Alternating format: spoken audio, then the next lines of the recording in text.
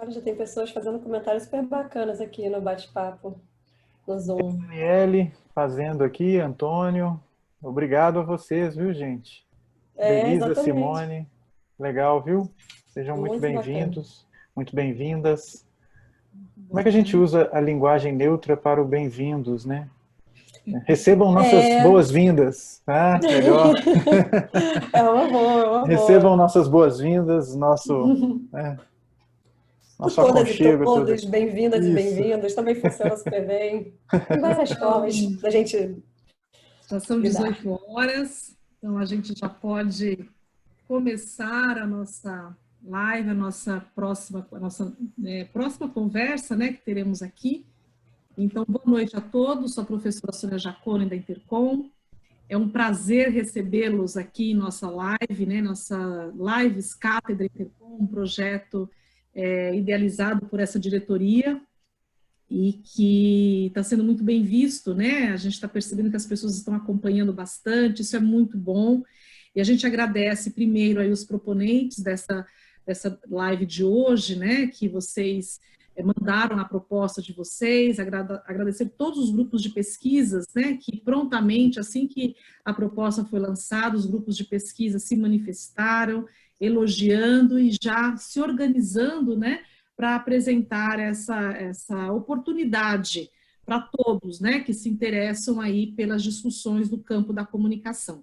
Então, sejam todos muito bem-vindos. Quero agradecer também a presença de todos que se inscreveram para participar dessa live de hoje, aqui, né, em nossa sala, mas aqueles que não conseguiram, porque infelizmente as vagas são limitadas para entrarem na sala, mas aqueles que não conseguiram, estão acompanhando pelo Facebook, ao vivo.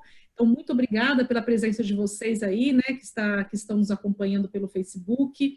Mandem suas perguntas, participem, eu acho que é sempre muito bem-vindo. Quanto mais gente participar, quanto mais gente alcançar, melhor, né?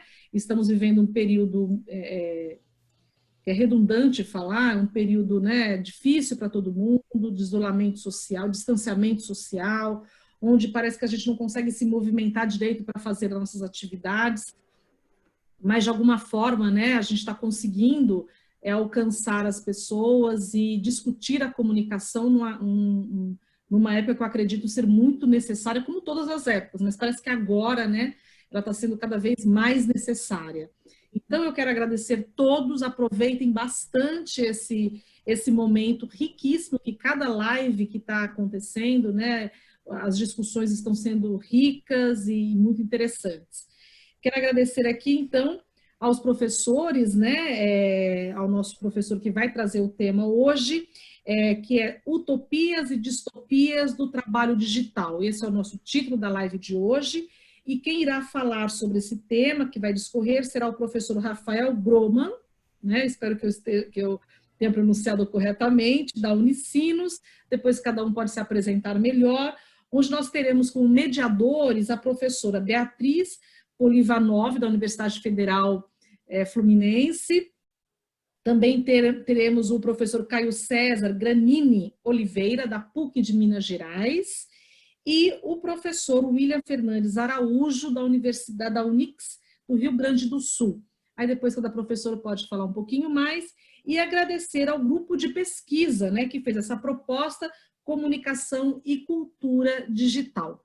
Então, vocês vão ter aí um tempo, né, para vocês falarem, e depois as pessoas que fizeram as inscrições para participar da sala também terão um tempinho para mandar as suas perguntas, conversar com o proponente, né, e também conversar ali com os mediadores, que tenho certeza que vai ser um momento riquíssimo. A nossa próxima live já está aí também, já engatilhada para a próxima semana, depois a gente volta falando um pouquinho mais sobre ela.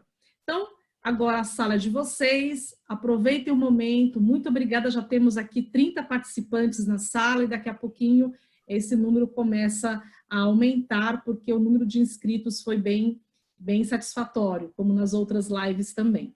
Então aproveitem bastante, muito obrigada, eu vou estar acompanhando daqui e daqui a pouco a gente volta aí para fazer o encerramento. Agora com vocês, professores. Muito obrigada. Obrigado, professora Sônia.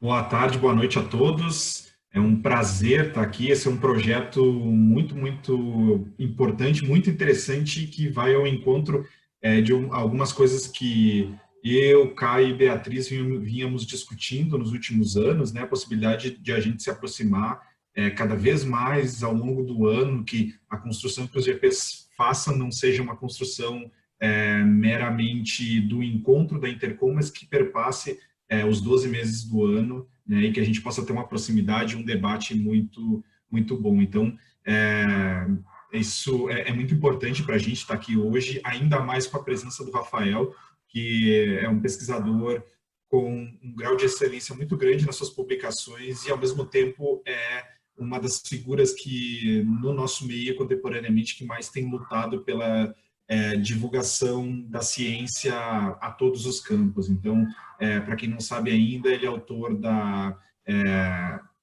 como se chama? Uma newsletter, né? Eu estava tentando buscar o termo, a Digilabor, que é algo incrível, assim, e que tem uma profundidade incrível, que consegue tratar temas de uma profundidade absurda em uma linguagem extremamente aberta e disponível a todo mundo. Então, a gente precisa falar desse tipo de iniciativa hoje. Eu queria agradecer, então, também a todo o apoio que o Caio vem dando ao grupo, o Caio que praticamente assumiu toda a responsabilidade da comunicação digital do grupo, né? E o suporte eterno, praticamente, da Beatriz, né, que é a nossa inspiradora, assim, que é uma pesquisadora também extremamente competente e, ao mesmo tempo, extremamente gentil, né, e sempre aberta a colaborar. Então, ter a participação dela hoje é muito bom. Eu acho que, se Caio e Beatriz quiserem fazer uma fala rápida antes da fala do Rafael. Caio, como vice-coordenador. Por favor, Beatriz. Bom, eu vou falar só realmente agradecendo a vocês por essa oportunidade da gente estar aqui hoje conversando sobre esse tema absolutamente relevante e urgente. Então, realmente só queria agradecer, né? E só para contextualizar que eu fui coordenadora do GP por 2 anos, né? Até ano passado. E antes disso, eu fui vice-coordenadora por mais 2 anos. Então, eu estive à frente, de alguma forma, né? Desse GP de comunicação e cultura digital por 4 anos. E fico muito contente agora pelo fato dele estar nas mãos do William e do Caio, que estão fazendo um trabalho maravilhoso. Obrigada mais uma vez pelo convite, gente.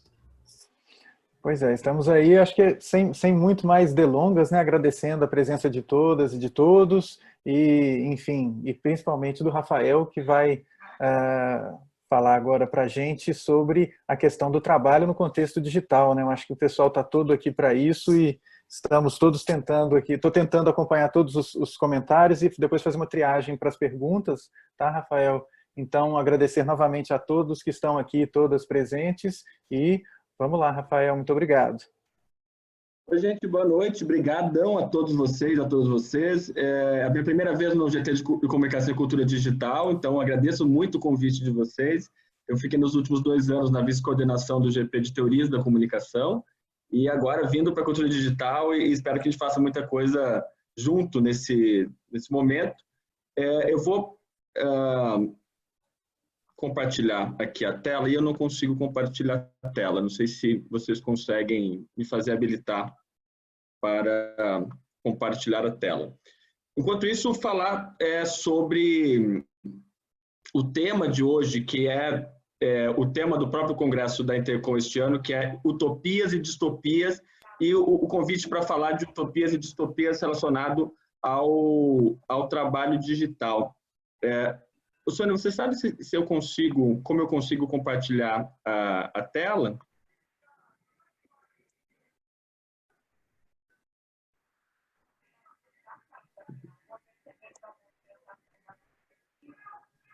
O microfone só que está desligado da Sônia. Desculpa. Nada, se você for ali eu acredito que no share screen, né? Você consegue compartilhar a tela. Isso, ali na setinha verde? Sim, agora eu consegui. É porque antes eu não estava habilitado. Ah, tá. Beleza. Bom, vamos lá. Com o convite, fiquei muito honrado realmente com o convite. E o que eu trouxe hoje para vocês são mais algumas provocações relacionadas ao trabalho digital, do que exatamente algo muito fechado. Então, eu sou professor do programa de pós-graduação em comunicação da Unicinos, no Rio Grande do Sul, e sou autor da newsletter DigiLabor, que está virando aí também grupo de pesquisa sobre trabalho digital. E para falar sobre distopias e utopias do trabalho digital, eu fiquei muito tentado a começar falando dessa série, que não sei se todo mundo conhece, chamada Years and Years, que para mim sintetiza boa parte das discussões que a gente pode ter sobre tanto as distopias desse trabalho digital, de uma intensificação dessa plataformização do trabalho, que eu vou falar aqui, tanto de observar possíveis outros futuros para a nossa vida no trabalho. E no momento que, sei lá, se há 20 anos as pessoas diziam que o trabalho já era, o trabalho não seria uma categoria relevante para explicar o mundo, explicar a comunicação, o nosso dia a dia, ainda mais nessa pandemia, tem mostrado o contrário. Então, eu começo recomendando essa série, não vou dar nenhum spoiler, mas acho que essas duas cenas simbolizam bem o que eu quero dizer, e que a gente está vivendo um momento histórico. Esse momento histórico, que já se prefigurava antes da pandemia, se coloca ainda mais grave nesse contexto de pandemia, entre a disputa de um projeto que visa acelerar tudo que a gente está vendo aí, home office, trabalho remoto, educação à distância, e projetos que buscam frear um pouco e outros caminhos para a sociedade. Então, a gente já viveu um momento histórico no século XXI de um gap de para onde nós vamos, e de alguma maneira a gente está sendo ainda mais pressionado e provocado a pensar isso. E aí eu começo dizendo quanta dificuldade a gente tem para falar sobre futuros, e futuros distantes. Futuros que não caiam numa coisa meio mandiná, ou em certos futurismos de coach de YouTube. Eu acho que esse assunto é muito sério, que nós pesquisadores precisamos retomar as rédeas deles. Nesse livro Inventar o Futuro, do Nick Sniszek e do Alex Williams, eles falam que a gente precisa pegar essa ideia, retomar o sentido, o significado de futuro. E quando falo de sentido de futuro, retomar o significado político. De que futuro a gente quer? E de imaginar outros futuros. Então, que parte dessa discussão envolve algo que o Mark Fisher já dizia, que é mais fácil a gente imaginar o fim do mundo, como a gente está vendo, do que o fim do capitalismo. Quer dizer, como que a gente imagina e enfrenta esse realismo capitalista? Esse segundo livro que eu coloquei aí, do Peter Fraser, acabou de sair pela editora Autonomia Literária, e vai pensar alguns tipos ideais para uma possível vida após o capitalismo, considerando um cenário de automação do trabalho, quer dizer, considerando um cenário de intensificação da própria inteligência artificial. E o terceiro livro é um livro antiquíssimo, da década de 70, mas é dos autores mais esquecidos da teoria social e filosófica brasileira, que é o Álvaro Vieira Pinto, que foi professor do Paulo Freire, e nesse livro da década de 70 já dizia coisas, já criticava autores de teorias da comunicação e falava de que a gente precisa imaginar um futuro para a tecnologia considerando um projeto de nação, um projeto de país, considerando a periculosidade social da ciência. E isso é muito o que nós, pesquisadores, precisamos neste momento, ainda mais no contexto político-econômico que a gente vive no Brasil, recuperar Álvaro Vieira Pinto, recuperar esse sentido de futuro, eu acho que esse contexto macro da minha fala. E aí, eu tenho falado muito sobre trabalho digital, vou tentar fazer uma fala um pouco diferente do que eu tenho feito em várias lives, mas eu tenho falado de trabalho digital como uma coisa tanto ampla, que está em todas as fases da nossa vida, como agora, a gente está trabalhando mediado pelo Zoom, inclusive uma empresa com inúmeros problemas, e tenho falado muito do trabalho em plataformas. E nesse cenário que se tem falado de uma certa uberização, eu tenho falado em uma plataformização do trabalho. Eu coloquei uma plataforma para ficar assim bem o que a gente quer falar. E por que eu tenho falado em plataformização do trabalho? Porque o termo uberização, na minha visão, não recobre todas as possibilidades e multiplicidades de atividades de trabalho mediados digitalmente. Em segundo lugar, não considero essa plataformização como algo recente, mas como a concretização histórica de uma série de outros mecanismos e elementos. Por exemplo, uma racionalidade neoliberal e empreendedora, de uma competição de todos contra todos, em que neoliberalismo é entendido mais como uma razão, uma maneira de enxergar o mundo, do que exatamente uma política econômica. Uma intensificação da financiarização, com um grande componente comunicacional. Se você pegar os dados da Bolsa de Valores, das principais empresas na Bolsa de Valores hoje, com 2009, a maioria é da área de tecnologia. E aí vai engolindo todas as áreas, a área de saúde, a área de educação. Une-se a isso uma intensa dataficação de todas as instâncias da vida social. Então, esse combo, numa sociedade como a brasileira, vai se acentuar devido às desigualdades. Aqui é diferente de falar dessa gig economy, como falam o pessoal da Europa e dos Estados Unidos, porque lá o gig, que é o bico, sempre foi a exceção. Enquanto numa economia como a brasileira, o bico é a norma historicamente. E aí eu cito a minha colega da Unicamp, Ludmila Costec Abílio, e ela defende o termo uberização.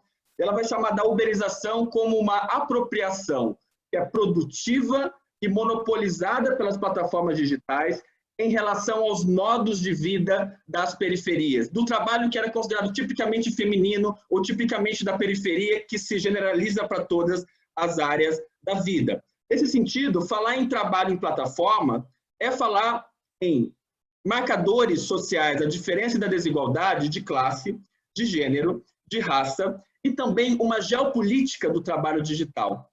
Quer dizer, então, no Brasil, ou no Rio Grande do Sul, ou nas Filipinas, como vou falar um pouco mais hoje, a gente tem o entrecruzamento entre todos esses marcadores sociais e que não estão, quer dizer, a gente não trabalha no vazio. Então, um pouco essa é o panorama do que eu tenho chamado de plataformização do trabalho e que significa, em uma linguagem, assim, num tweet, a cada vez maior dependência de plataformas digitais para podermos conseguir alguma atividade de trabalho ou manter alguma atividade de trabalho. E plataformas entendidas como infraestruturas digitais que são abastecidas por dados e automatizadas por algoritmos. Muito bem. Dito isso, eu pergunto o que isso tem a ver com comunicação? Porque é algo que sempre vem à mente. A primeira coisa que eu diria é o seguinte: a gente tem que... a comunicação só vai ganhar uma centralidade nas ciências sociais humanas se as outras áreas passarem a nos ler. A gente faz coisa muito relevante, as outras áreas não nos leem. A gente só vai sair dessa entropia epistemológica quando a gente deixar de lado o que esse chamado especificamente comunicacional. A gente tem que se aceitar enquanto uma ciência que é híbrida, que vem tudo junto e que não dá para tirar o que é o comunicacional exatamente das coisas. É assim que a gente ganha uma centralidade, como diz o Moniz Sodré, uma ciência do comum. E dito isso, as plataformas são, ao mesmo tempo, meios de comunicação e meios de produção. Isso está lá no Raymond Williams. Pensa no WhatsApp hoje. É o nosso meio, ao mesmo tempo, de interação e é um lugar que vira o nosso escritório, né? O escritório plataformizado e de todas as nossas comunicações no mundo do trabalho. E é a comunicação que organiza o mundo do trabalho, digital, inclusive, tanto no ponto de vista do seu gerenciamento algorítmico, da sua vigilância, da gestão e controle dos dados, quanto nas possibilidades de lutas e de organização dos trabalhadores. É a partir, então, da comunicação que o trabalho se organiza, mas não é algo puro. E eu tenho dito isso, inclusive quando vou a bancas na sociologia, que hoje a comunicação explica melhor o mundo do que a própria sociologia, a gente precisa enfrentar isso. Eu falei que tem algumas diferentes plataformas, que não só as que a gente conhece, mas nas ruas, que são Uber, iFood, Rappi, que são plataformas que dependem de uma localização para a gente poder ou consumir ou trabalhar. Tem outros tipos de plataformas, vou me deter mais nelas hoje, depois nas perguntas a gente pode falar sobre outras coisas. A primeira delas é o quanto que o trabalho freelancer, isso interessa particularmente a comunicação, se plataformizou completamente. O que eu estou mostrando aí nesse gráfico é um índice chamado Online Labor Index da Universidade de Oxford, e ele mostra como a demanda das empresas, a oferta das empresas para trabalho freelancer online aumentou durante a pandemia. Numa série histórica, é o maior aumento de oferta de trabalhos online em nesses 4 anos que tem esse índice. Só que a maioria desses trabalhadores que estão conseguindo esses trabalhos, 1, são da área de software e tecnologia, 2, são da Europa e da América do Norte. Isso já acaba revelando um pouco esse trabalho freelancer. Uma plataforma brasileira que eu tenho estudado com muito interesse, chamada Help. Você pode pedir nela qualquer coisa. Eu posso pedir um professor, um assessor de imprensa, um programador e uma drag queen. Tudo na mesma plataforma. Quer dizer, acaba generalizando essa dependência das plataformas para poder conseguir trabalho. E vem uma hipótese que eu tenho colocado para o futuro, de que o futuro do trabalho não é nem a gente deixar de trabalhar e ficar numa boa, nem a extrema automação do trabalho e estaremos totalmente sem emprego. Nós vamos viver cada vez mais, a gente vai viver espremido numa taskificação do trabalho e cada vez mais trabalhos por tarefa. E essa é a nossa distopia, e que não é, na minha visão, algo feudal ou algo pré-capitalista, mas é algo eminentemente capitalista. No momento, eu trago um pouco esse livro do Nick Dyer Rutherford, de que hoje a inteligência artificial a condição geral de produção do modo de produção capitalista. Por sinal, uma observação. Às vezes, essas questões de capitalismo ficaram, na área da comunicação, muito nichadas na área de economia política da comunicação. Então, e como se as outras áreas não tivessem a ver com isso, e como se determinada área tivesse o monopólio desse objeto, o que também não é verdade. Então, dentro dessa possibilidade de que a inteligência artificial é até uma utopia de que tudo vai virar uma inteligência artificial, eu costumo dizer que se vocês soubessem exatamente como funciona a inteligência artificial, vocês ficariam decepcionados. E o quanto de trabalho humano há por trás da inteligência artificial. Eu trouxe alguns exemplos para vocês disso. O Facebook admitiu no ano passado que ele terceirizou trabalhadores para transcrever os áudios dos nossos chats. E até os trabalhadores diziam coisas assim: eu não entendi, eu tinha que transcrever coisas para a pessoa dizendo eu te amo. Para que o Facebook quer isso? O Google também admitiu isso em relação ao assistente da Google, dizendo que gravei uns áudios por erro, mas tem trabalhadores humanos que estão ouvindo gravações do assistente da Google, como também outros assistentes de voz que estão realmente trabalhando a partir também de uma multidão de trabalhadores humanos mal pagos em tarefas diversas. Essa plataforma eu chamo de plataforma de microtrabalho ou plataformas globais de inteligência artificial. A mais famosa delas é a Amazon Mechanical Turk, cujo slogan não é brincadeira, chama inteligência artificial artificial. Ou seja, seres humanos que fazem o que a inteligência artificial não consegue fazer. Aí o Alteb, a repórter Jaqueline Laflufa, fez uma matéria a partir de uma pesquisa muito séria, publicada pela Contracampo, inclusive, da UF, sobre o perfil de quem do Brasil trabalha na Amazon Mechanical Turk. A maioria desses trabalhadores são da Índia e dos Estados Unidos. É uma pesquisa realizada pelo Bruno Moreski e pelo Gabriel Pereira, lá da USP, da área de Inteligência Artificial e Artes. E esses trabalhadores, diferente da Índia e dos Estados Unidos, eles não ganham dinheiro, eles ganham em créditos da Amazon. Tudo que eles fazem chama de trabalho por clique, que você ganha 1 cento por um trabalho aqui, 2 centos por um trabalho ali, você junta um determinado ponto. Como eles não ganham dinheiro, tem que ganhar em créditos da Amazon, o que eles acabam fazendo? Deixa de ganhar uma quantia X e compram um PlayStation e revendem no Mercado Livre para poder conseguir. Ou seja, uma mistura do ápice da viração brasileira, do se virar, do bico plataformizado, do bico a partir do clique. Aqui, que tipo de tarefas que essas pessoas fazem? Isso também é da matéria do Alteb, da Jaqueline. Isso tem desde... Eu e o William estamos numa pesquisa desse tipo agora, vou falar já disso. As pessoas analisam o que é um olho, o que é um cabelo preto, até assim, esses dias tinha uma tarefa que era tire uma foto sua, mande uma foto sua a cada ano, desde 2000 até 2019, para alimentar algoritmos de reconhecimento facial. Tem coisas tipo, dance em frente à câmera, tire uma foto do próprio olho, transcreva áudio da Siri, traduza algo ou melhore, avalie anúncios do Facebook. De maneira que eu lanço uma hipótese aqui de que é impossível hoje as indústrias de comunicação viverem sem esse trabalho humano. A Jaqueline, na reportagem dela, chega a citar uma brasileira que avalia fake news para essas plataformas. Como também em plataformas como essas nas Filipinas, tem todos os argumentos de que tem trabalhadores humanos por detrás da indústria de fake news na eleição do Donald Trump.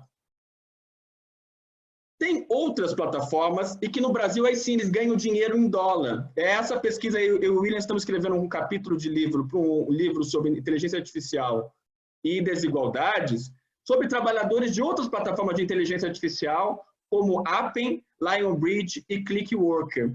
Inclusive tem youtuber dizendo como que as pessoas podem ganhar dinheiro nessas plataformas. Tem grupo de WhatsApp, tem grupo de Facebook. E as pessoas têm ganhado, nossos resultados iniciais mostram que boa parte do salário das pessoas vem dessas plataformas de trabalho de clique, muitas formadas em comunicação, formadas em letras, por isso eu acho que a gente também precisa repensar a própria formação dos nossos alunos, e tem imaginários de como que eles ajudam a treinar a inteligência artificial. A gente trouxe um exemplo, eu trouxe um exemplo aqui da pesquisa que eu e o William estamos fazendo, no grupo do Facebook, uma trabalhadora perguntando, gente, uma curiosidade, quando perguntam para vocês com que vocês trabalham, vocês respondem o quê? Aí uma pessoa fala, eu falo que eu trabalho aprimorando inteligência artificial, ultra secreto. Tem uma outra moça que fala que faz um trabalho, ela é a Uber da tradução. Então, são trabalhadores mais invisíveis, porque a gente não vê eles o dia na rua, e que são tão centrais para pensar em cultura digital e inteligência artificial quanto as outras plataformas. Estão também nessa modalidade os chamados moderadores de conteúdo das mídias sociais. E podem reparar, quando começou a pandemia, várias postagens suas, às vezes o Facebook dava um bug, dizia, a sua postagem foi deletada. É porque boa parte desses trabalhadores não estavam trabalhando. Então, o Facebook, o Twitter e o Google dependem fundamentalmente de trabalhadores em call centers nas Filipinas e nos Estados Unidos também, e que está nesse documentário maravilhoso, com coprodução brasileira, chamado The Cleaners, em que as pessoas têm que analisar 1.500 fotos do que há de mais lixo da internet. Pedofilia, suicídio e por aí vai. As pessoas têm sonhos com isso. Não à toa, na semana passada, o Facebook foi obrigado a pagar 52 milhões de dólares para os moderadores que tinham desenvolvido algum estresse pós-traumático no trabalho, né? E uma outra matéria que diz aí que nas Filipinas, os moderadores de conteúdo que são terceirizados de YouTube, Facebook e Twitter fazem essa moderação de conteúdo invisível. E que a pesquisadora Sarah Roberts documentou isso muito bem, e como que há agências de publicidade boutique que oferecem esse tipo de serviço de moderação de conteúdo comercial, que também é uma forma de trabalho do clique com implicações centrais nos processos comunicacionais e na cultura digital contemporânea. Um passo além disso, ou mais profundo do que isso, são os treinadores de dados de carros autônomos, que até a gente achou uma outra pessoa no Brasil, mas a maioria desses trabalhadores são da Venezuela. Quer dizer, por que plataformas globais e a própria Uber contrata venezuelanos para poder treinar dados para carros autônomos? Eu preciso de uma multidão de venezuelanos, nesse caso, que estão treinando inteligência artificial para carros autônomos. Esse crowd work, esse trabalho da multidão.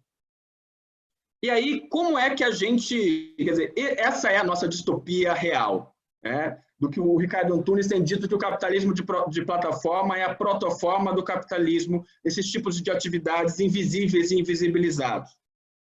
Só que nenhum trabalhador é inorganizável. O mundo não é algo que, assim, bom, já acabou, vamos fechar o mundo porque acabou. As coisas estão em movimento estão em lutas, estão em disputas. Entre essas lutas, essas disputas, tenho notado uma... E aí vem o que eu tenho chamado de certos movimentos pré-figurativos. O que são movimentos pré-figurativos? São o que podem vislumbrar outros tipos de sociedade dentro daquele movimento que eu falei antes de capturar um sentido político de futuro. E que ainda, esse movimento de pré-figuração não é nem algo que é só micro, como o rizoma do Deleuze, e nem algo só macro, mas que vai, de alguma maneira, contagiando, como ondas, realmente.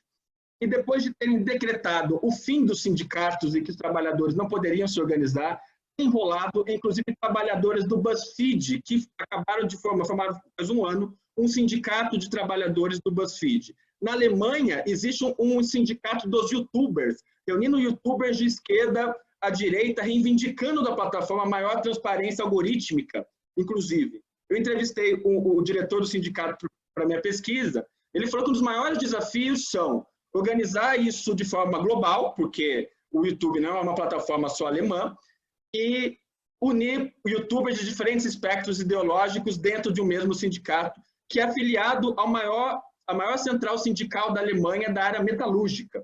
Então, olha, os youtubers se dizendo trabalhadores e não empreendedores, porque eles dependem de lógica da plataforma para poder conseguir trabalhar. Como na indústria de videogames, a gente tem hoje em mais de 10 países o Game Workers United. Na Argentina, eles estão fortalecendo muito, na América do Sul é onde está mais forte, e que está se reconhecendo que trabalhar na indústria de games é algo precário e que precisa de uma organização dos trabalhadores para melhores condições de trabalho. E até no Vale do Silício e no Google, eles estão questionando essa ideologia do Vale do Silício, dos homens brancos do Vale do Silício, para poder se organizar desde protestos até novas formas de associação. E mesmo e aí tem um desafio brasileiro das plataformas, principalmente de Uber e de iFood. Estamos orientando a mim, a Paula Alves, que está mapeando e já tem 17 associações e sindicatos de trabalhadores de aplicativo no Brasil. A maioria que não se considera de esquerda ou se considera como alguém, às vezes, até próximo ao próprio presidente da República, mas que estão se organizando para pedir, principalmente, melhores tarifas e maior segurança no trabalho. Já tem algo aí também para a gente discutir. Eu estou entrando agora numa pesquisa de Oxford, chamada Fair Work, e que busca pressionar as plataformas digitais por melhores condições de trabalho. É uma pesquisa-ação, até acho que, inclusive, nós da comunicação precisamos fazer mais, e que envolve a academia, Ministério Público do Trabalho e associações e sindicatos de motoristas, dialogando desde o início da pesquisa. A gente começou recentemente. Já aconteceu essa pesquisa na África do Sul, na Índia, na Alemanha, e está começando no Brasil, Chile, Equador, Indonésia, e tinha mais algum país. E a ideia só conseguimos pressionar Uber se eu tiver todos os países atuando com pressões ao mesmo tempo jurídicas, midiáticas e políticas. Então, é um outro movimento, além da organização dos trabalhadores, esse movimento por regulação, ou melhor regulação do trabalho, sendo que não é uma resposta fácil, não é só colocar a CLT para todo mundo. Outro movimento que eu acompanho com muito interesse é o cooperativismo de plataforma, ou de que maneira essa pré-figuração por outros mundos possíveis e por outras utopias tem se constituído plataformas alternativas sobre a autogestão dos próprios trabalhadores. Tem acontecido tem muitas cooperativas de entregadores de plataforma, na França, na Espanha, tem até um artigo na Contracampo também sobre isso. Tem o Spotify cooperativa, tem de várias áreas mesmo, da música, por exemplo.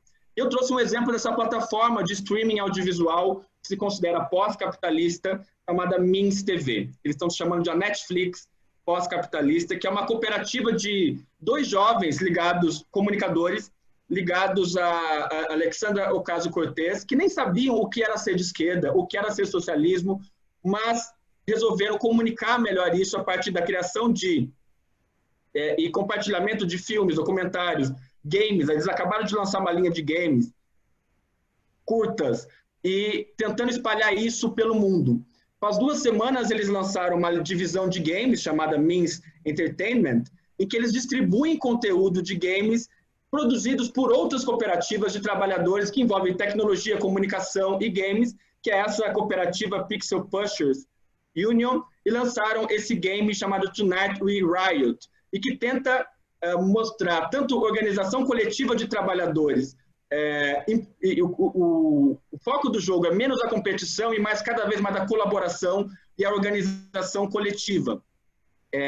Eu entrevistei os dois agora, tanto para minha pesquisa, para uma matéria que eu estou fazendo para a Jacobin Brasil, eu estou colaborando com eles, e sobre games e o socialismo de alguma maneira. E o papel que os games podem servir para também prefigurar outros mundos, e de imaginar outros mundos possíveis, e que uma pesquisa da Inglaterra mostra que 70% das pessoas que foram entrevistadas para essa pesquisa grande na Inglaterra gostariam de ver plataformas alternativas, mas que não sabem por onde começar.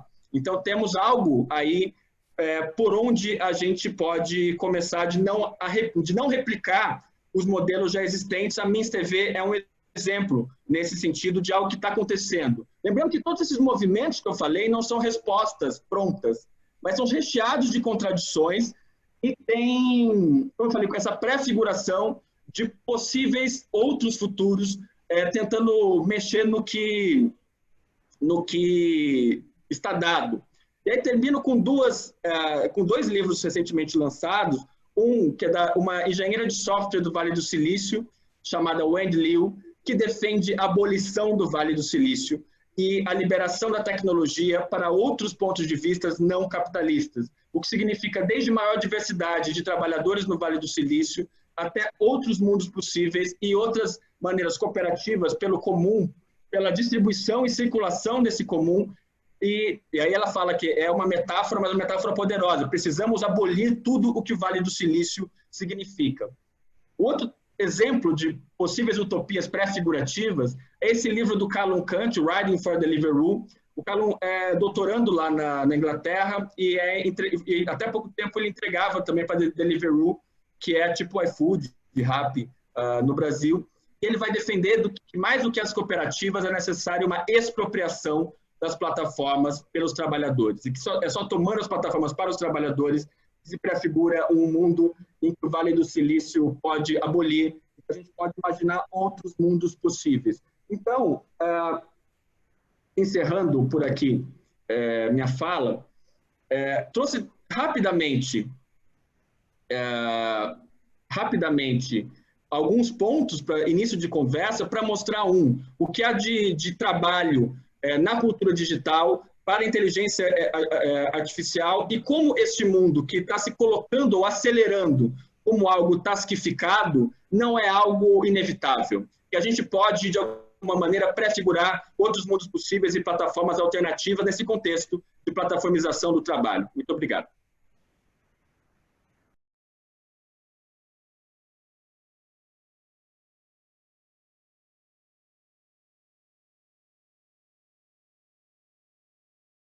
Bem, podemos passar para a questão das perguntas agora, né? Eu estou tentando fazer um monitoramento aqui, vendo as perguntas que aparecem tanto no chat do Zoom quanto no chat do Facebook. E, bem, eu queria abrir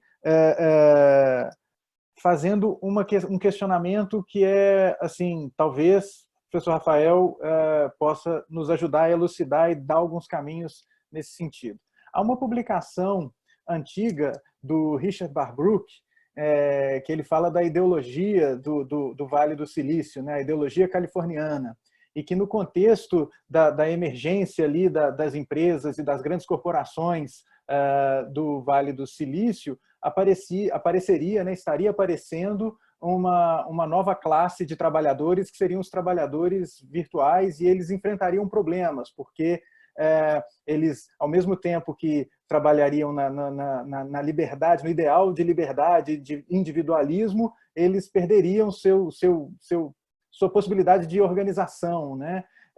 Assim, de certa forma. Você vê isso acontecendo, a fala do Barbrook, ela é relevante ainda nesse contexto, e que a gente está vivendo, ou você acha que a gente foi para pior, assim, né? Acho que é pior do que Huxley imaginaria, assim, eu acho que poderia ser ainda mais complicado. Mas como é que você vê isso para ver se a gente começa uma discussão a esse respeito? Você acha que ainda se encaixa? Você acha que a gente está foi além, ou o Barbrook deu com os burros na água?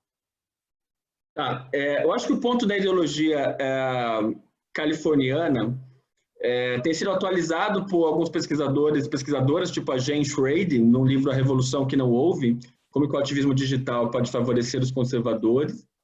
E num texto que a gente acabou de publicar na revista Fronteiras, aqui da Unicinos, chamado Elites Tecnológicas, não lembro o resto, mas tem a ver com a ideologia do Vale do Silício e o mito meritocrático e pós-racial envolvido na ideologia do Vale do Silício. Então, acho que essa ideologia do Vale do Silício ela é muito forte. Eu lembro de uma palestra que eu fui dar na PUC Minas, de Poços de Caldas, e depois de eu ter explicado como funcionava a retórica do Vale do Silício, alguém perguntou, como é que eu faço para fazer uma startup estilo Vale do Silício aqui em Poços de Caldas? De que maneira que a gente acaba perdendo um sentido de país também, um sentido... todo mundo nasce num lugar, né? Mas o que a gente faz a partir das nossas possibilidades locais, mas também pensando em circulações globais. O que eu tenho visto em relação à organização dos trabalhadores, quer dizer, é algo que está em movimento, mas o que me chama a atenção, isso eu ia falar, acabei esquecendo, cada vez mais organizações tipo a Mins TV, tipo sindicatos, o próprio sindicato, o Game Workers Unite, eles se organizam por meio do Discord. O Discord é uma plataforma que era usada para games e que tem sido reapropriada para pensar a organização dos trabalhadores. Como já tem em alguns projetos, 2 na verdade, um criado por trabalhadores da Amazon Mechanical Turk e outro criados numa parceria entre a academia e os trabalhadores da Mechanical Turk para denunciar patrões que não pagassem ou maus patrões. Uma chama Turcopticon. Então, essas coisas têm acontecido, mas não de uma forma organizada, exatamente. Grupos de WhatsApp desses trabalhadores que eu e o William estamos pesquisando da Appen e da Lionbridge estão lá. Até muitas vezes eles falam, nossa, a gente não podia estar compartilhando essas coisas porque a gente assinou um termo de confidencialidade em relação ao nosso trabalho. Mas eles estão lá também para se ajudar. Então, acho que isso está... Preciso de falar isso e que o Callum Kant defende, que o trabalho em plataformas hoje é um laboratório da luta de classes.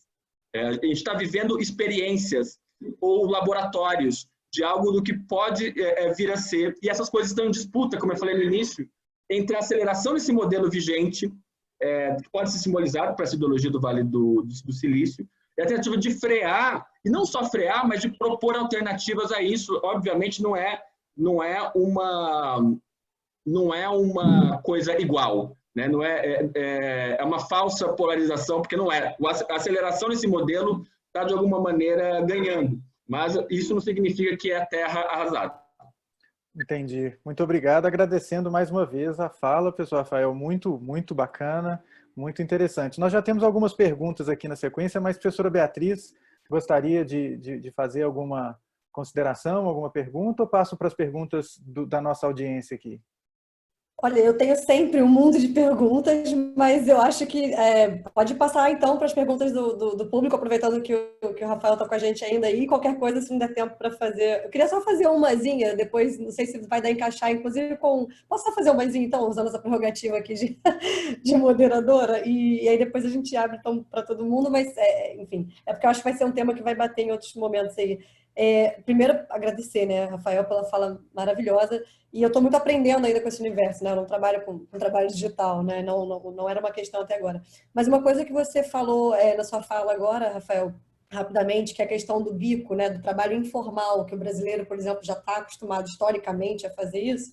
E aí eu lembrei do editorial que você coescreveu lá para Contracampo, onde você fala que exatamente pelo fato da gente aqui no Sul, né? Nesse Sul global, a gente já ter como padrão essa economia informal, a gente pode também tirar daí uma certa potência para conseguir transformar as relações de trabalho em algo mais, enfim, mais benéfico, né, para os próprios trabalhadores. Eu fiquei com essa pulga atrás da orelha, de que forma que a gente pode se apropriar, ou enfim, aproveitar o fato da gente ter o trabalho informal como algo característico nosso, como algo positivo, como algo que pode ter potência nesse campo. Era só, por enquanto, só essa. Se der tempo no final, depois outros lugares a gente conversa mais também, mas eu fiquei muito acossada por essa questão.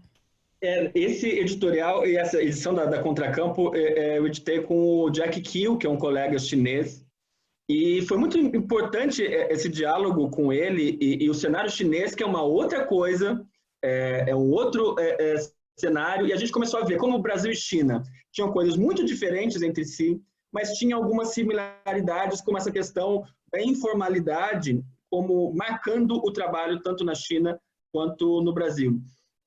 E essa fala da potência veio mais do Jack do que de mim, ele que veio, a gente precisa entender, e aí o ponto dele no texto, e que a gente discutiu sobre isso, é que não significa romantizar essas experiências.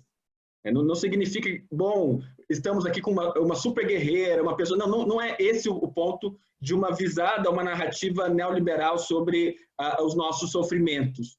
Mas que a gente transforme isso em novas maneiras de organização. Porque é muito fácil, isso a gente diz no editorial, é uma saída muito fácil a gente aplicar uma lei da Califórnia no Brasil. E não funciona. Então, a gente precisa achar nossas próprias soluções. É um pouco esse o desafio, e que é algo complexo. Ontem, um colega meu falou, via Ministério Público do Trabalho, me perguntou: Rafael, você tem noção de algum país que tenha uma saída heterodoxa para regular o trabalho em plataformas? Eu falei, não, não é uma resposta pronta que a gente tenha, transforma todo mundo CLT, não é isso. Então, talvez seja esse aprendizado histórico que a gente tem com o bico agora dessa forma plataformizado, que a gente vai também se virando nesses momentos tão difíceis que a gente está vivendo. Bacana, professor. Eu vou passar agora a fazer uma leitura das perguntas que vêm pelo chat aqui, principalmente pelo chat do Zoom, que está vendo as perguntas, né? Mas então, a primeira é do Leonardo Moura. Ele gostaria que você, por favor, falasse melhor por que o campo da comunicação tem essa potência de explicar o mundo e por que é preciso para o campo tornar-se mais relevante. Acho que isso daí é uma boa transição para o GP que você estava vinculado aí até o ano passado e agora, né? Essa questão atual. Bom, essa provocação inicial, e que eu tenho feito aqui na Unicinos, vão sair alguns textos em breve também sobre essa reflexão, é de que a gente passou por um momento importante no campo de definir o que são os nossos parâmetros, de definir o que é a nossa área. As instituições tiveram um papel nisso, a gente hoje tem uma área reconhecida na CAPES, no CNPq, nós somos reconhecidos institucionalmente e devemos essa história do campo da comunicação nesses últimos 20 anos, 10 anos, isso. Mas eu tenho defendido que é hora da gente dar um outro passo, de que a gente faz coisa muito boa e que, às vezes, nós somos lidos por outras áreas. Porque, às vezes, fica essa coisa... porque, às vezes, a gente fica também se cobrando de só colocar, por exemplo, uma pesquisa sobre comunicação e gênero. Ou uma pesquisa... Porque a nossa pesquisa tem interface com tudo, né? Só que, às vezes, a gente fica... Estou dizendo que a própria área, às vezes, fica... Tá, mas o que é comunicacional no gênero? O que serviu durante um tempo para a própria área amadurecer. Mas estou defendendo que a gente ultrapasse o ponto de vista do especificamente comunicacional para trazer o comunicacional com tudo o que vem junto. Um exemplo disso é o que a gente está vivendo na Contracampo, no dossiê que a gente fez. A gente da sociologia, da comunicação, do direito, e eles que sempre tiveram preconceito com a área da comunicação estão sendo obrigados a ler a gente. Por quê? Não adianta eu estudando trabalho, por exemplo. Não adianta eu pegar só a parte comunicacional do trabalho sem considerar as condições de trabalho desses trabalhadores, a saúde mental desses trabalhadores, como se fosse algo que desse para separar, né? Então, essas coisas vão vir junto. E se eu não estudar, nenhuma outra área vai estudar essas coisas, do modo como é o olhar comunicacional. É aí que eu tenho defendido, o Muniz Sodré tem falado, já estava falando muito disso, por sinal, hoje ele deu uma melhorada, torcendo pelo Muniz Sodré, ele fala que é essa centralidade que o campo da comunicação pode ter, como um lugar menos do específico e mais como um lugar de articulação de saberes, como um lugar epistemológico de encontro entre saberes, e assim também que a gente vai, a meu ver, dar esse passo maior da gente ser lido mais por outras áreas. Certo, obrigado.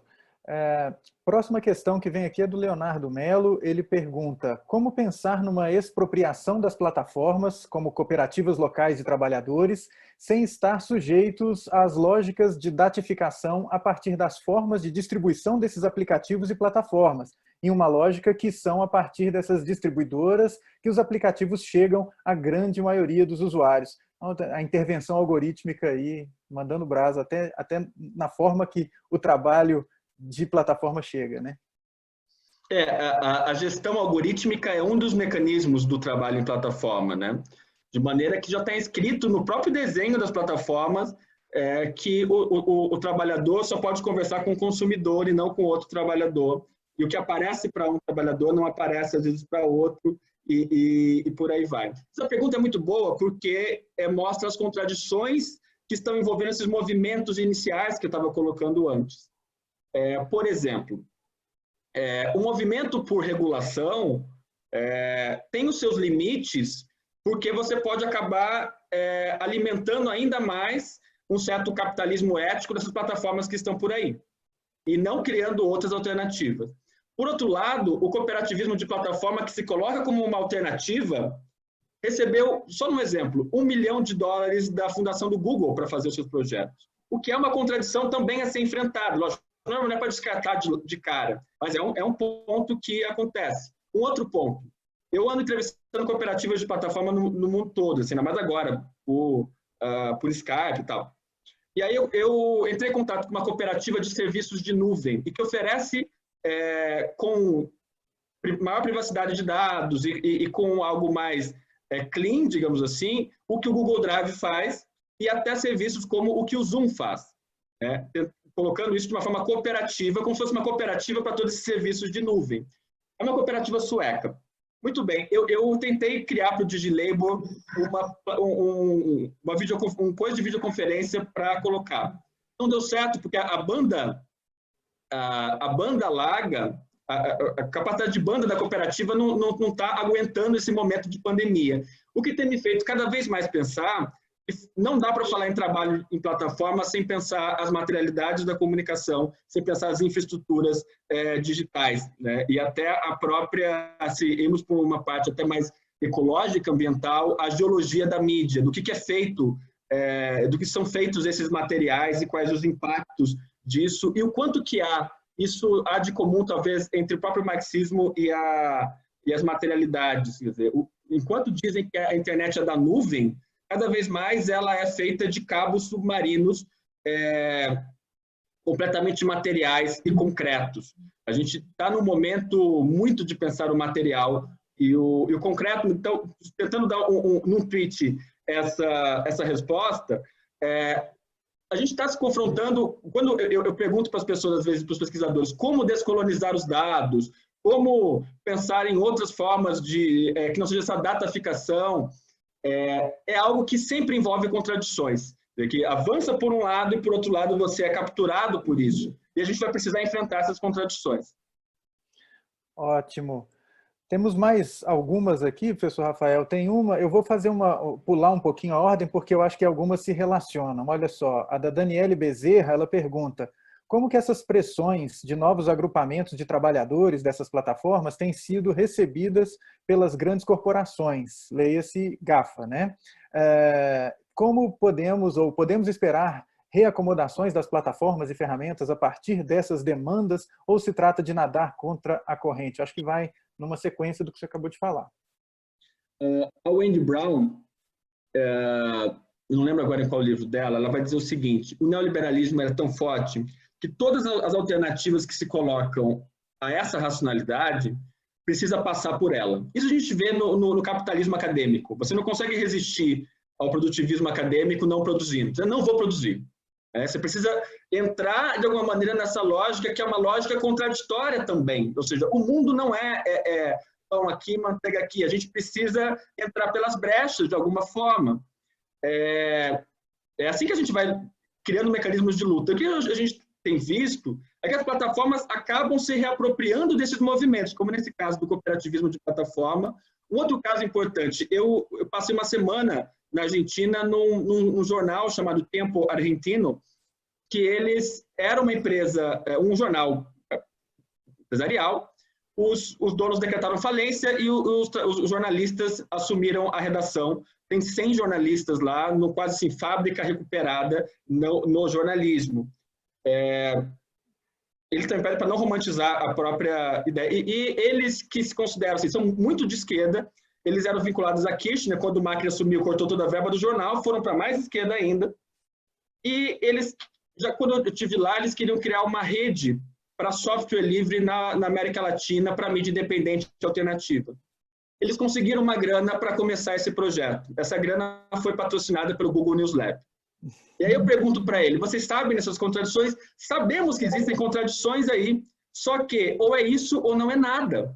Ou é isso, e enfrenta essas contradições, como a maior parte do dinheiro de mídia independente e alternativa vem de fundações, essas coisas estão muito interconectadas. Recentemente eu traduzi um texto do Nick Coldry e do João Carlos Magalhães para Jacobin, Brasil, de que as Big Techs estão colonizando o próprio Estado. E a própria ideia de bem-estar. Então, é um pouco esse movimento que a gente está vivendo, né? De uma quase totalização dessa racionalidade. Eu sempre falo que é uma quase totalização da racionalidade neoliberal empreendedora, inclusive na própria academia. É quase porque, segundo uma frase que eu gosto muito do velho barbudo, os homens os homens e as mulheres, os seres humanos fazem a própria história, mas não nas condições em que querem, não do jeito que querem. Então, a gente está sempre trabalhando com portas entreabertas e frestas e brechas. Entendi. Bom, agora eu vou tentar juntar 3 perguntas aqui. A pergunta da Amanda Jurno, a pergunta da Luciana Torresani, e não sei se tem uma relação aqui com a pergunta do Gabriel. Então, olha, a Juliana pergunta como que ocorre as questões, ou como ocorrem as questões de vigilância no trabalho digital. E a Amanda, ela pergunta, queria perguntar sobre a pesquisa deles, tanto essa com o William, que o senhor está fazendo com o professor William, tanto a Fair Work, e a sua, pessoal, como lidar com o anonimato e com as informações sensíveis relativas aos trabalhadores. E a do Gabriel diz respeito a esse determinismo, né? Assim, a relação entre o mundo do trabalho no âmbito do trabalho digital e a comunicação para desconstruir esse determinismo tecnológico tão presente nas narrativas atuais. Então, vigilância, privacidade, anonimato e o determinismo tecnológico aí. Será que dá um encaixe? Dá. Começo pela última. A tecnologia, ou as tecnologias, são produtos do trabalho humano, né? De maneira que não dá para descolar tecnologia de sociedade, é algo que é mutuamente constituído. São práticas que são sociomateriais. Tem uma socióloga que eu gosto muito, Judy Washkman, ela está estudando como que os engenheiros do Vale do Silício acabam desenhando concepções de tempo e gênero nos calendários digitais, entrevistando esses trabalhadores. E isso me faz pensar, eu tenho tentado escrever isso e também tentando dialogar criticamente com o Gillespie, de que se os algoritmos, por um lado, eles são tanto frutos de quem os cria, quanto das interações com os usuários. Mas também não sei se dá para a gente igualar esses 2 pontos. Fico pensando no caso desses calendários digitais que acabam marcando uma concepção de tempo e que acaba dando uma sensação de aceleração de tempo inscrita nos próprios materiais. É que, óbvio, isso também está envolvido nas próprias interações. Então, isso para dizer que a gente, na comunicação, seja em qual teoria a gente estiver vinculado, essa ideia de determinismo tecnológico, acho eu que foi ultrapassada. Ou às vezes, esses memes de teoria que a gente vai criando, né? Como se você congelasse. Passando para a questão da vigilância e depois do anonimato. A vigilância é um dos mecanismos do próprio trabalho digital. A gente pode pensar isso no próprio home office, o quanto... Eu também traduzi um outro texto para Jacobin, que as empresas, nesse tempo de pandemia, estão contratando softwares que conseguem visualizar quais teclas os trabalhadores estão teclando e se o trabalhador está há mais de 1 minuto com a tela minimizada da videoconferência. Isso nos e-mails corporativos, até acadêmicos, você já tem ali todo quanto tempo você demora para responder e-mail. Quer dizer, do ponto de vista técnico, nunca foi tão fácil a gente mostrar que a gente trabalha muito mais horas do que o que está acordado nos contratos. Do ponto de vista político, nunca foi tão complicado. Tem um orientando meu, o Fabrício Barilli, que está começando agora o mestrado sobre quais os sentidos imaginários de vigilância que trabalhadores de tecnologia que criam esses softwares têm. Isso tanto no trabalho deles se sentirem vigiados, quanto quando eles têm que construir algo que envolve, de alguma maneira, aspectos de vigilância. Mas é um assunto muito complexo para falar em várias pontos. Eu indicaria 2 entrevistas que tem lá no DigiLabor, uma com a Fernanda Bruno e o outro com o Mark Andreevich, não sei se é assim que fala, mas vai falar da automatização da vigilância nesse momento de plataformas. Isso também tem a ver com uma gamificação do trabalho, entendida como a intensificação da racionalidade da própria gestão do trabalho. Você acaba colocando o cara da Uber, trabalhe mais, você já vai embora, faça mais uma corrida. Tem vários mecanismos gamificados para também fazer o trabalhador ficar mais tempo ali. E é interessante como é que algumas associações de motoristas de aplicativo no Brasil estão tentando reivindicar da Uber 40 centavos por corrida pelos dados que eles geram para a Uber. Porque o motorista da Uber gera dados sobre a cidade, gera dados sobre tudo. Então, eles estão se reivindicando agora da Uber que uma parte da tarifa seja destinada a eles para compensar esses dados que eles geram para as plataformas. E como que a gente lida com privacidade e anonimato? É sempre uma questão de conversar como que essas pessoas querem ser chamadas, né? Como você não vai expor o próprio post da pessoa. Isso, a BIC trabalha com a etnografia já há bastante tempo. São questões que são antigas desse contrato de comunicação que a gente também acaba estabelecendo com as pessoas. A gente traduziu um outro texto agora na Fronteira, chamado Operaísmo Digital, e os pesquisadores colocam que fazer pesquisação e fazer pesquisa com trabalhadores, e não como algo que venha de cima, que a gente queira estar colocado, eu sou pesquisador e eu sei de tudo, é sempre muito mais difícil, mas também coloca essas coisas com muito mais cumplicidade entre, por exemplo, imagina esse caso, que eu estou ao mesmo tempo conversando com o Ministério Público do Trabalho, e aí tem todas as suas disputas internas também entre eles, e converso com várias alas, e converso também com as associações de motoristas. Inclusive, a etapa agora da pesquisa que a gente está é um roteiro que passou por toda a equipe de pesquisadores, está passando, e isso ia ser presencial, num workshop que envolvesse todo mundo junto.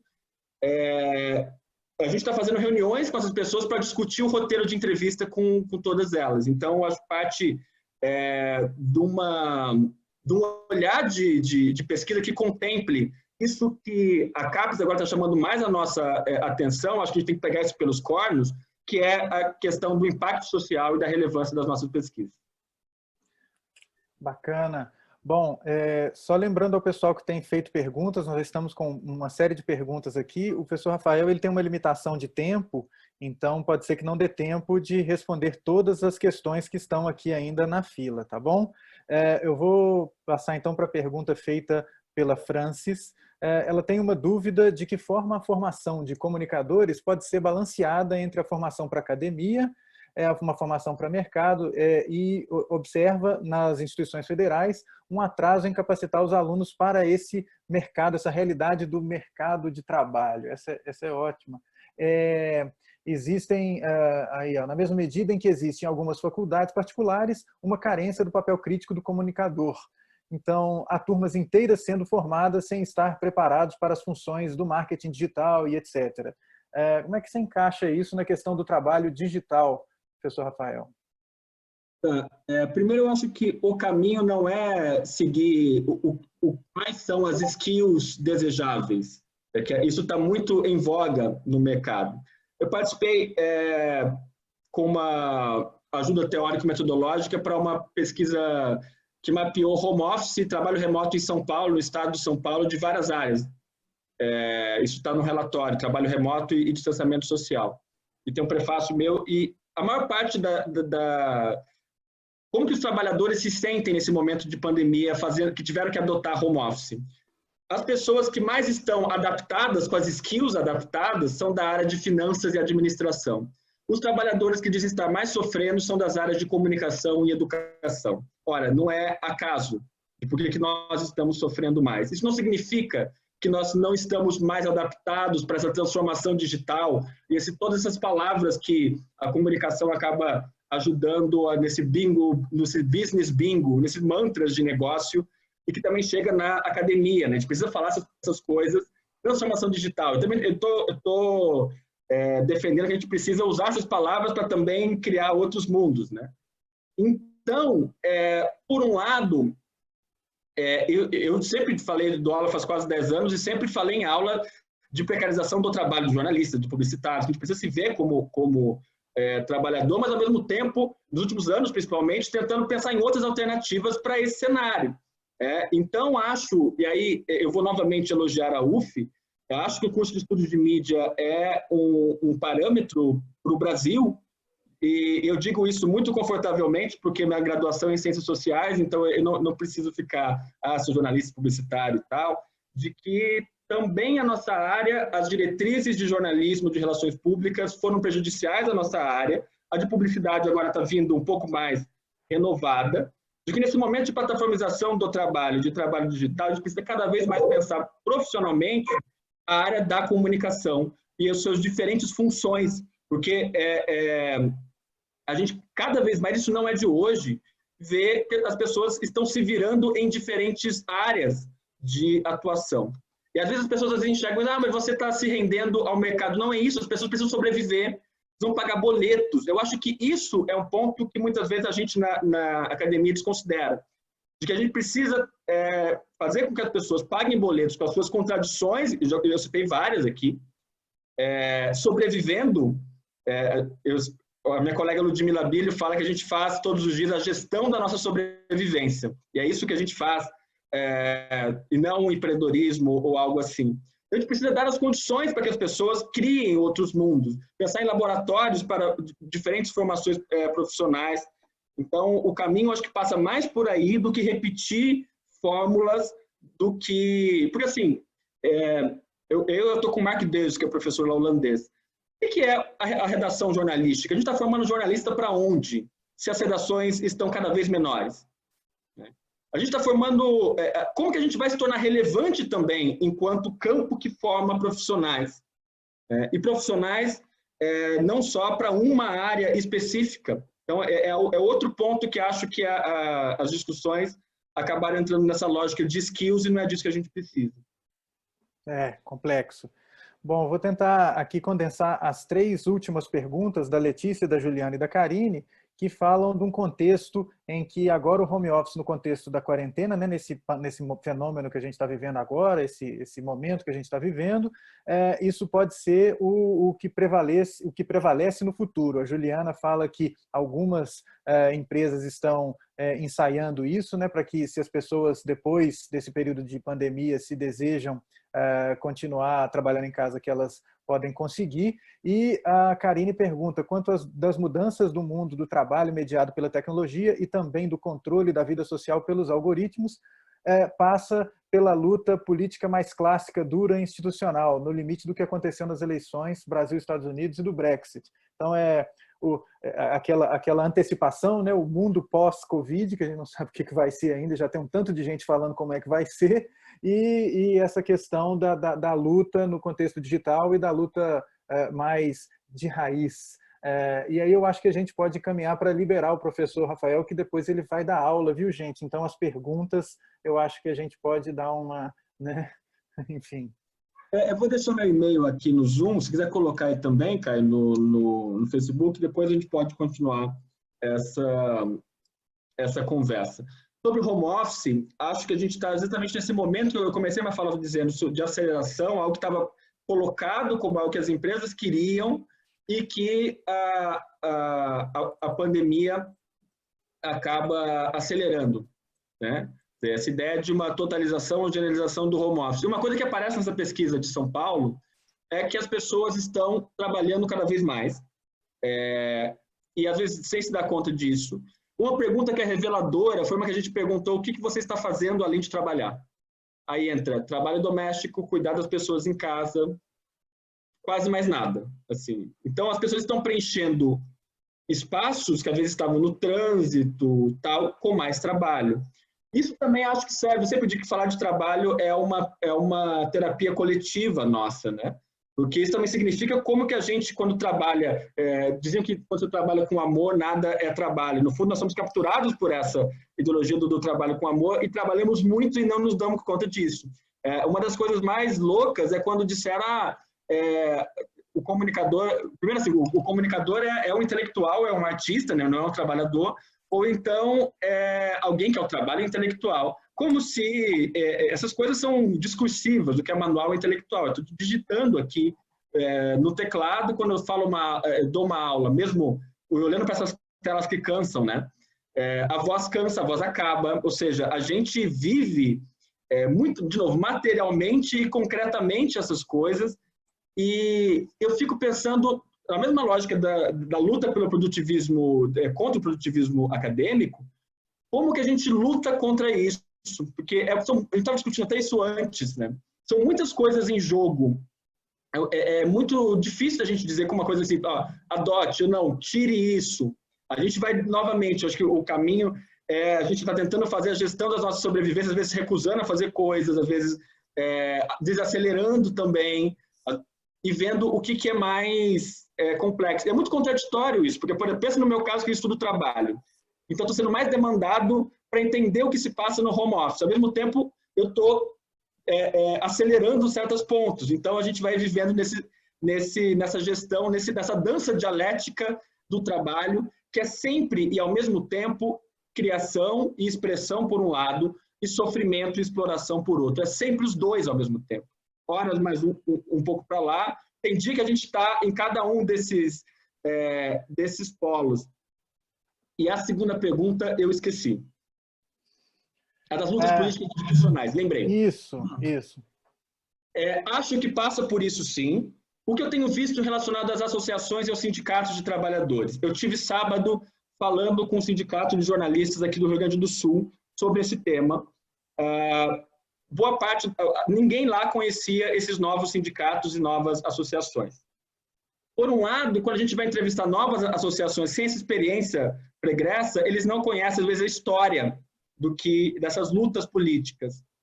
Eu acho que passa por uma via política institucional. O projeto Fair Work é um pouco isso, e tem seus limites também, essa política institucional.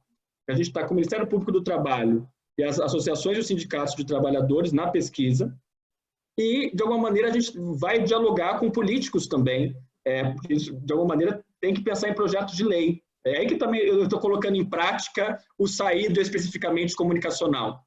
Como que a gente pensa, a partir da área da comunicação, políticas públicas? Eu acho que isso o documento de área da CAPES nos provoca e que a gente tem que estar cada vez mais antenado nisso. Certo. Bom, agradeço mais uma vez, professor Rafael. Tem uma última pergunta que apareceu 2 vezes no Facebook, que foi a repetição do nome da pesquisadora da USP, que falou anteriormente, o nome dessa pesquisa. Você falou, quando fala da matéria do Waltab na sua apresentação, dos Amazon Turkers lá.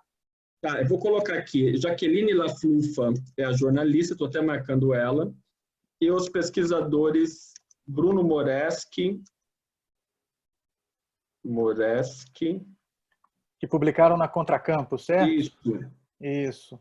Gabriel Pereira e Fábio Cosma. Isso, o link para essa edição da Contracampo foi colocado mais acima aí numa resposta, e então acho que com isso a gente contempla.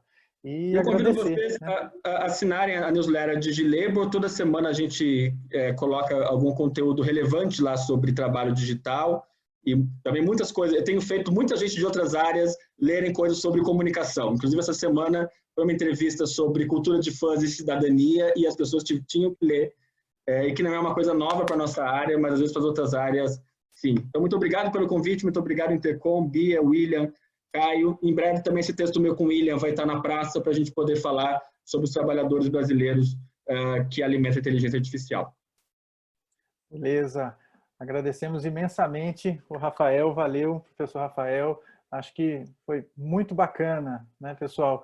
E tem uma relação, né, William? Acho que a gente pode, William e Bia, falando das questões que a gente trabalhou no livro do GP, na edição que foi publicada aí, né, nesse primeiro livro do GP que foi publicado ao final do ano passado, né? A gente fala um pouco dessas questões, especificamente no trabalho do William sobre algoritmos, né? Como que isso tem um impacto é um ciclo, né? A gente produz as tecnologias impactam nas nossas vidas, e aí com isso a gente altera as novas tecnologias que vão ser produzidas em função disso, né? William, o que você gostaria de falar a respeito disso, a ligação disso com os textos? Ah, sim, professor Rafael, pois não. Eu tinha esquecido de fazer outra propaganda. Toda segunda-feira a gente está fazendo lives sobre trabalho digital com pesquisadores internacionais. Então, tem sido bom para a gente treinar outras línguas. Tá no canal do YouTube do DigiLabor, tá tudo, as outras falas estão lá. E na semana que vem, na segunda, às 16h, a gente vai falar sobre cooperativismo de plataforma com uma professora da Universidade Aberta da Catalunha. Excelente. Deixa a gente acanhado com esse tanto de produção, Rafael. Pela madrugada eu tô... Ai, vou me enfiar debaixo da mesa aqui, que eu tô devagarzinho. A gente cansa também. Mas parabéns, é muito bacana, o trabalho muito consolidado, a newsletter é excelente, recebo, muito boa, muitas dicas de leitura excelentes aí, gosto muito, e as referências que foram colocadas ao longo da fala, acho que são muito boas, muito, muito obrigado mesmo, acho que foi uma aula. A Juliana, obrigado, professor Rafael. A Juliana está perguntando qual que é o título do livro que a gente fez aqui, né? O Fluxos em Redes Sociotécnicas. Vamos colocar ele aqui. Aí o William está colocando o nome dele direitinho e o link também aqui, tá, Juliana? Para você poder baixar o livro no site do Instituto Brasileiro de Pesquisa e Análise de Dados, que editou o livro para a gente. Então, ele está disponível em todos os formatos possíveis e imagináveis para você ler o livro digitalmente. Aí, um trabalho muito bacana, muito legal que foi feito por um time bem interessante, bem consolidado e que trabalhou junto, né? A professora Beatriz capitaneando aí o time. Foi um trabalho muito legal feito ao final do ano passado, né? Então, saiu um livro aí com... foram o quê? 19 trabalhos, 14 artigos e 19 pessoas envolvidas aí no processo, foi muito bacana, né? Enfim, professora Beatriz e professor William querem falar sobre o livro? Gente, eu só estou com um pequeno receio do Rafael para liberar ficar... o Rafael, né? Isso que eu estou com só essa preocupação, tadinho. Eu posso ficar mais um pouquinho, uns 2, 3 minutinhos. Eu não preciso sair daqui para ir para outro lugar da aula, então só vou tomar um café já. Não tem trânsito, né? Mas, enfim, Beatriz, William, querem falar sobre o processo do livro e sobre os artigos. Eu acho que é muito interessante falar sobre o texto, né, William? O texto que você escreveu sobre a intervenção algorítmica, né, que a gente vive. Eu acho que, por favor. Obrigado, Caio,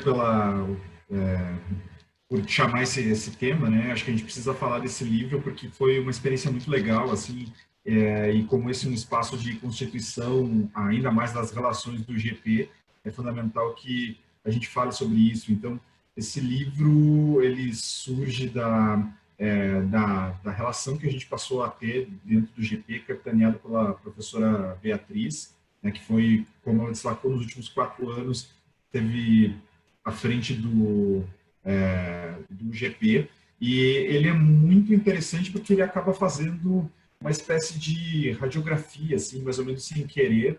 A gente não escolheu os textos por eles serem representativos, assim, pela qualidade, mas eles acabam sendo representativos do que é o GP e da grande qualidade de textos, né? Beatriz, eu não sei se tu lembra exatamente o número de trabalhos que a gente recebeu na última edição, foram 70, né? 75, uma coisa assim. Pro GP mesmo, se eu não me engano, foram 75 submissões, das quais 25 foram para o livro, se eu não me engano. Então a gente teve, acho que foi o GP que mais recebeu artigos, né? Então foi um trabalho bastante árduo de seleção e a gente tentou fazer um trabalho bastante sério, assim, de todos os trabalhos tiveram então 4 pareceristas, né? E fomos nós, no caso, mas foram pareceres às vezes muito aprofundados e que puderam qualificar, assim, eu tenho um imenso orgulho desse trabalho, assim, acho que é uma das iniciativas acadêmicas que mais me interessa, assim, me motiva a continuar pesquisando diante de um cenário que é complexo, mas nesse momento a gente conseguiu atingir um nível de colaboração muito grande, assim, foi muito bom. Nesse livro, então, eu tenho um texto que se chama Assim Falam as Plataformas, uma proposta de análise de constituição de práticas e comportamentos pelo estudo de textos em plataformas digitais, e relacionando um pouquinho com o que o Rafael falou, é justamente toda essa arquitetura de construção das plataformas digitais para normatizar formas de trabalho, né, para definir, embora as plataformas não definam de alguma maneira da forma como a gente está acostumado a pensar a definição de conteúdo, o YouTube não vai definir que tipo de vídeo vai ser postado lá, mas ele constrói toda uma arquitetura que está baseada em processos de visibilidade e também em processos discursivos, que faz com que certo tipo de vídeo seja mais visível que outro tipo de vídeo. Então, a minha proposta metodológica nesse texto é tentar construir uma série de ferramentas que facilitem esse mapeamento dessas pré-figurações aí, para usar o termo que o Rafael está usando, e as plataformas fazem na definição do que é visível, do que é relevante, do que é importante. Então, acho que me dá bastante orgulho ter esse texto nesse livro, que está composto de vários artigos muito bons e que fazem uma narrativa do nosso momento social também, né? Então, tem um artigo, por exemplo, do Guilherme Popolin, do Alan Santos, que são artigos que falam justamente do momento em que a gente vive. Tem um artigo também da Celina, que analisa um pouco os movimentos conservadores, né, e como eles se apropriam. Então, eu acho que é um livro que tem muito frescor e que representa muito o que esse GP tem buscado colaborar, assim, com os estudos em comunicação através da Intercom. Bia, desculpa, eu falei demais. Imagina, de jeito nenhum. É só um ponto que eu queria falar também sobre o livro, que foi interessante como veio espontaneamente, né, dos autores, acabaram vindo 4 grandes tópicos, né, 4 grandes temas para a gente pensar a comunicação, né, e a cultura digital hoje. E dentre eles, a gente teve, então, a ideia das narrativas pessoais, né, como que cada vez mais as nossas narrativas de si estão mediadas por essas diversas tecnologias.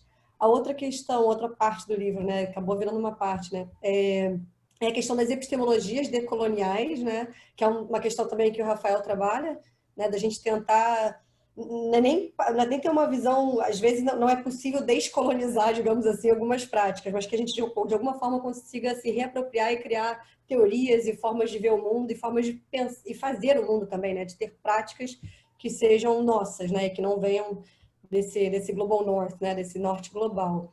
Uma terceira parte também que veio foi exatamente sobre as plataformas e os algoritmos, né, todo um conjunto de trabalhos, inclusive o do William, inclusive do Caio, da Luísa dos Santos, pensando exatamente como que essas plataformas e algoritmos estão mediando as nossas relações, e a outra que era sobre política, né, e inclusive a gente optou por chamar essa última parte de política e opinião pública em um Brasil desconectado, né, enfim, indo um pouco nessa ideia distópica de que a gente no início, né, lá na década de 90, quando começou a estudar, né, quando se começou a estudar a cultura digital e ela começou a se popularizar, né, principalmente nos Estados Unidos, se tinha uma euforia, né, e um tom de celebração muito grande em relação ao que ela seria e quais seriam suas potências. E hoje a gente vê também as formas, né, de apropriação disso para um caminho que a gente já viu que não, enfim, que não é nada inclusivo, nada diverso. É a necropolítica, né, da Achille Mbembe, como eles chamam. Mas pronto, é isso.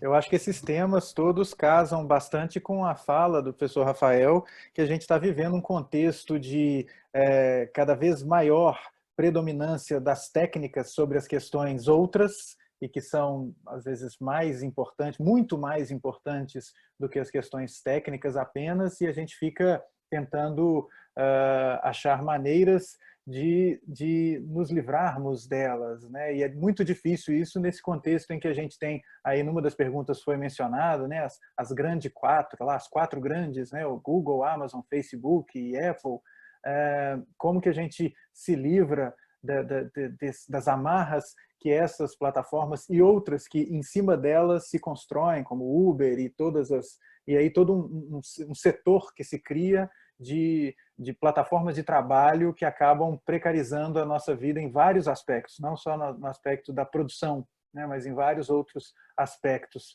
Enfim, são questões muito importantes e necessárias, né, e que se interligam. Eu acho muito interessante essa comunicação, né, essa coisa que a gente vê agora que não estou encontrando outra palavra para falar, mas é que se comunica, né, o tanto de interfaces que a gente tem com diversas outras áreas. Então, eu vejo uma coisa cada vez mais presente do trabalho, por exemplo, do professor Ricardo Antunes vindo e influenciando a gente aqui na comunicação, em específico no digital. Então, acho que é bem legal a gente ficar de olho nessas interfaces também.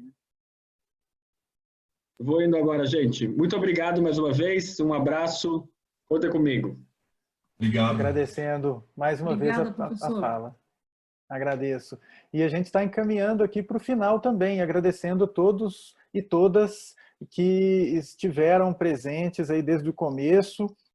Muito bacana as conversas que aconteceram aqui tanto no Zoom quanto no Facebook. Eu tentei acompanhar todos os comentários e agradecer enormemente a audiência aí, né? Enfim. Patrícia, que bacana, legal, aí todo mundo que está comentando e que acompanhou desde o início. Eu quero fazer. Se eu puder só... Ai, desculpa. Eu só queria, rapidinho mesmo, eu só queria mencionar o nome do pesquisador Tarcísio Silva, que não pôde estar com a gente aqui hoje, mas que é absolutamente fundamental para o nosso GP. Tem lá um texto maravilhoso dele no nosso livro também. Foi ele que fez essa mediação, inclusive com o IBPED, né? Enfim, e que é, para mim, também um dos nomes que a gente tem que lembrar e dialogar com, né? Enfim, porque eu acho que é muito rica a discussão com ele também, quando ele vai pensar, por exemplo, a questão do racismo e dos algoritmos, né? Que é um tema de trabalho da pesquisa de doutorado dele. Então, eu queria deixar um salve aqui para o Tarcísio. Um salve bem especial. O Tarcísio é uma pessoa central no grupo nos últimos anos, né? E por questões outras não pôde estar aqui hoje, mas está, né? Está aqui com a gente, eu tenho certeza, e vai acompanhar isso depois e vai aparecer nas próximas publicações, eu tenho certeza, porque a pesquisa dele é bastante consolidada, é muito bacana e relevante, importantíssima e necessária, né? Então, obrigado, Beatriz. Olha aí, esses detalhes que a gente quase deixa passar aqui. Poxa, que um detalhe do tamanho gigantesco, do tamanho de um continente, esse detalhe. Mas o Tarcísio, bacana demais, e agradecemos. E agradeço a professora Beatriz por toda a colaboração que tem feito aí, né? Assim, uma coisa maravilhosa. Imagina, estamos juntos, como a gente fala aqui no Rio de Janeiro. Estamos aí, estamos aí. Bom, agora encerrando, professora Sônia, professor William, alguma coisa no final, né? Eu vou fazer uma fala finalzinha, né? Mas se o professor William quiser falar alguma coisa para encerrar, e aí eu faço o fechamento. Eu só agradecer a todo mundo, agradecer a participação fundamental da Bia, né, que agrega muito na discussão e é a pessoa que a gente sempre busca nos momentos de dúvida, né, é quem nos orienta, praticamente uma grande, a decana da coordenação do grupo, né? Então, é muito importante contar com ela aqui. E essa lembrança do Tarcísio, que é um grande colaborador, uma pessoa que ajuda nos momentos mais difíceis e que hoje não pode estar aqui. A gente fez o convite, não pode estar aqui justamente por esse momento que a gente vive, de excesso de trabalho, então ele também está com as suas demandas. Então, só queria agradecer a todos, queria dizer que depois a gente vai tentar transformar isso num podcast, né, Caio? Eu vou pegar esse áudio aí, vou tentar largar em outros lugares para o pessoal acompanhar, quem não puder acompanhar por vídeo também. Então, quem está aqui e ainda não está no nosso grupo no Facebook, por favor, procure lá, GP Comunicação e Cultura Digital. A gente também tem um grupo de e-mails e também tem um perfil no Twitter. Então, tem vários lugares onde vocês podem interagir conosco, tirar dúvidas, fazer sugestões, espaços fundamentais para que a gente mantenha a interação nesse momento. Muito obrigado. Então, nós vamos aí para o encerramento e, mais uma vez, né, em nome da diretoria da Intercom, a gente agradece o professor Rafael, que teve que sair, né, eu tentei dar um tchau rapidinho para ele, mas ele teve que sair. Agradecer a professora Beatriz, o professor Caio, o professor William, que conduziram tão bem esse momento de conversa, uma conversa riquíssima, né? A gente percebe aí pelos participantes, pela interação pelo Facebook, aqui pela sala do Zoom, as pessoas mandando perguntas, querendo questionar, querendo saber, esclarecer, muito rica a conversa, parabéns, muito obrigada a presença de todos que se inscreveram para essa live, todos que acompanharam a live, tanto aqui pela sala, como também pelo Facebook, que a gente fica lá olhando, a gente vê que também as pessoas estão acompanhando. Muito bom mesmo, muito obrigada mais uma vez. E deixar o nosso último recadinho para a próxima live, no dia 26/5, na próxima terça-feira, nós teremos a live com o título Fake News, Mídias Sociais e Religiões. Então, outro tema também bastante importante, necessário, né? E que com certeza vai render aí uma boa conversa. E quem irá apresentar, as pessoas que irão apresentar esse tema serão os professores Alexandre Brasil Fonseca, da Universidade Federal do Rio de Janeiro, e a Priscila Vieira, a professora Priscila, também da UFRJ.